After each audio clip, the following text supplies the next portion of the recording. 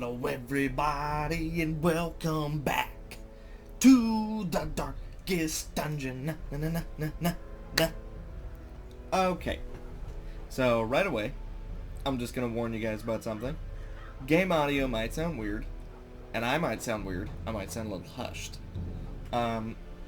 So basically, I recorded this entire episode, and my audio didn't record. So now we're doing a voiceover.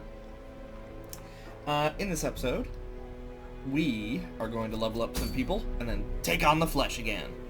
But I remember bringing to attention that there was going to be a new Darkest Dungeon DLC soon called The Butcher Circus, I believe. And I'm probably not going to be playing it. The sound of PvP in Darkest Dungeon just doesn't sound appealing to me. You guys would have to like really want to see me do it if I were to, because I personally have no interest in it. Like, I'm sure it'll be fun.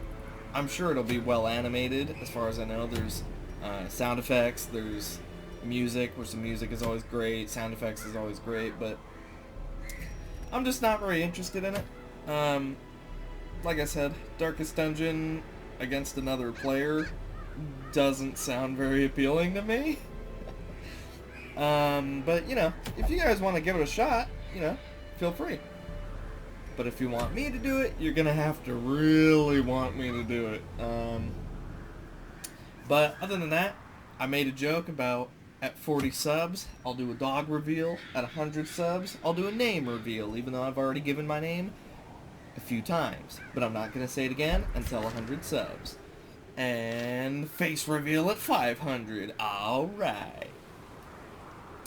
But we are going to get into the episode with the first team we're going to level up, which is the Steel Driver with the Banshee's Hand Axe, and he has, with his moves, Hammer Time, Strike the Earth, Reconstitution, and Crystal Shrapnel, because it's pretty good.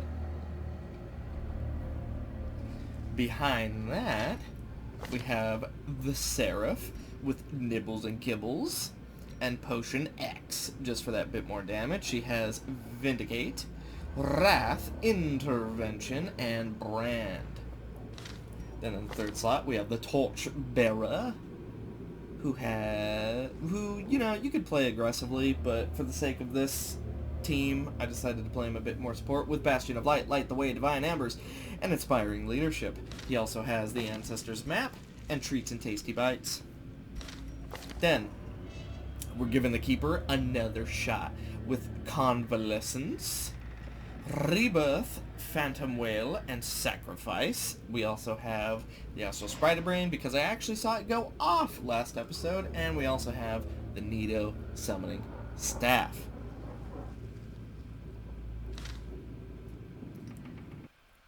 So,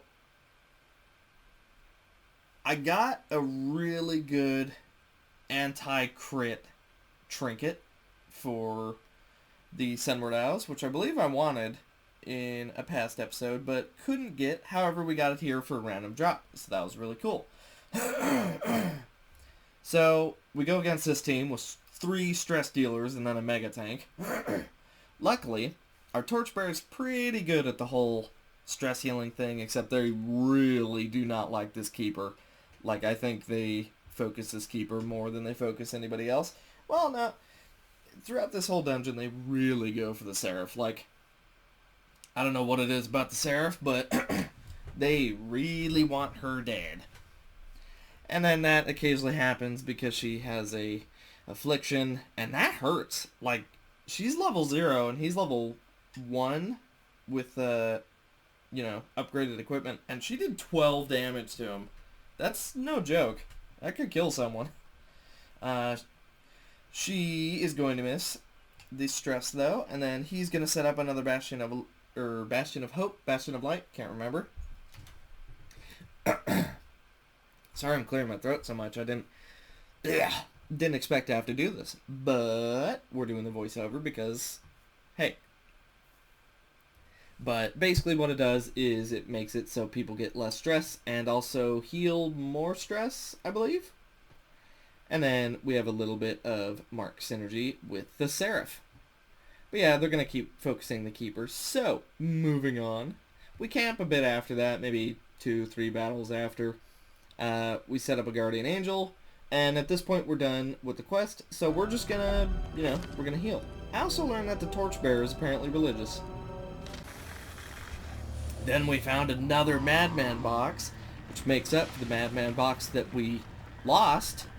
And this team, as you can see, are camping, getting ready. They are going to fight the Flesh.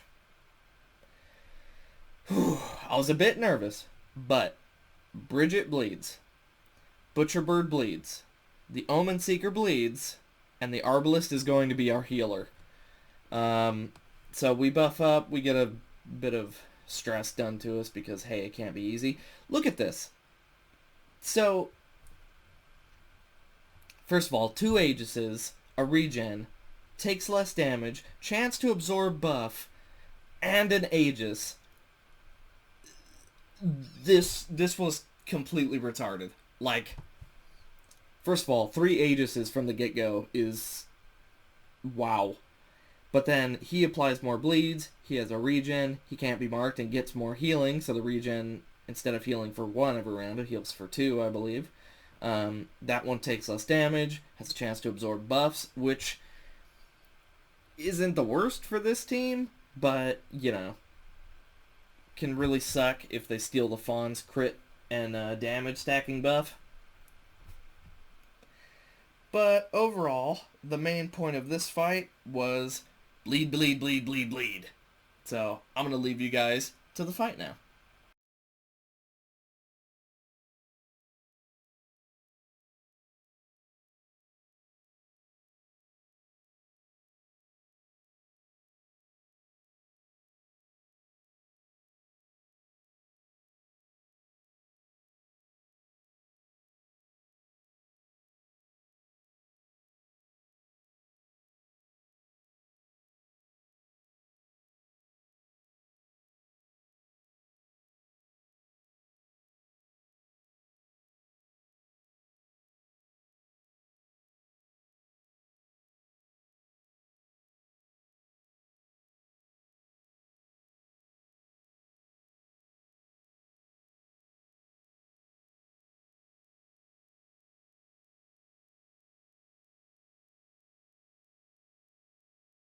I'm returning because there's a chance that you would have just heard nothing.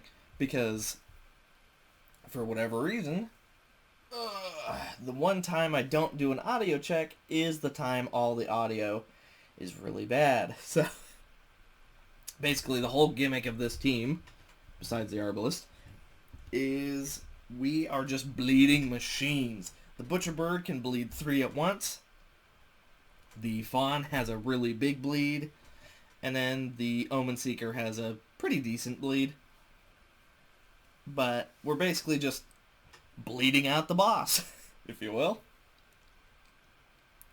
I thought this fight honestly went pretty well. As you can see, our Arbalist is stunned at the moment, which means we are not receiving heals. She gets hit, does not get blighted.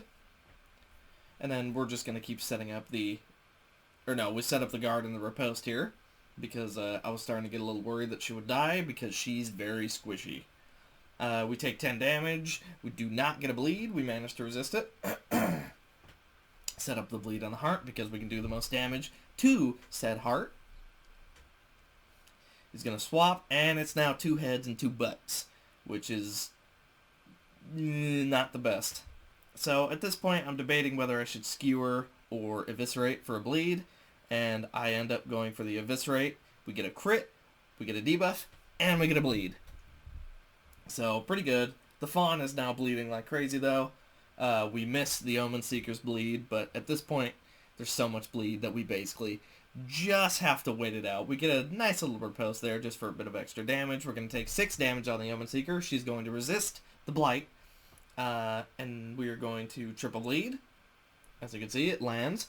because she has the trinket, which gives her 30% more bleed chance and 30% bleed resist.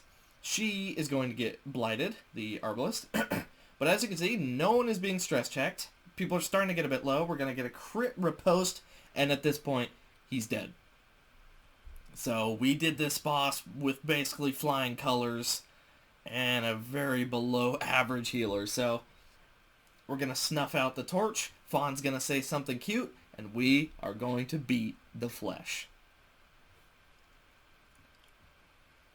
And I end up sticking around because earlier in the dungeon, we found a secret room. And we got... yeah! We got a collector head, which is the flagellant's head. And then we got a special event. A new chef has arrived to the hamlet planning to build a new tavern here. We need to find some tools. It's a plot quest, which means it's a quest that we have to go do. And we got another cook, which... pretty funny timing, really. A cook quest, and then we get a cook.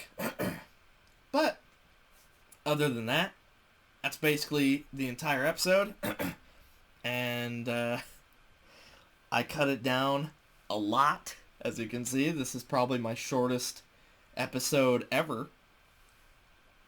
But, yeah, that's a nice little trinket right there. It's a nice dark trinket. And that is the cook quest. But other than that, yeah, that's the entire episode. Thank you guys so much for watching. Sorry it's so short, and sorry I have been clearing my throat the entire time, but like I said, the one time I don't do an audio check is the time it decides to break on me. So, you know, what are you gonna do? That's why you always perform your checks. But I think the Arbalest did really good. Considering she's not really a healer, I would say the Butcher Bird probably did the most that fight, even though the Omen Seeker and the Fawn did a pretty good amount. The Butcher Bird for sure carried with the triple bleed. So, thank you guys so much for watching. I will see you guys in the next one. Oh, also, sorry if you guys are disappointed that I'm not going to be playing that DLC. Just... you guys are... you're gonna have to smash that like and subscribe button if you want me to do some Darkest Dungeon PvP, because otherwise I'm just not really all that interested. Bye.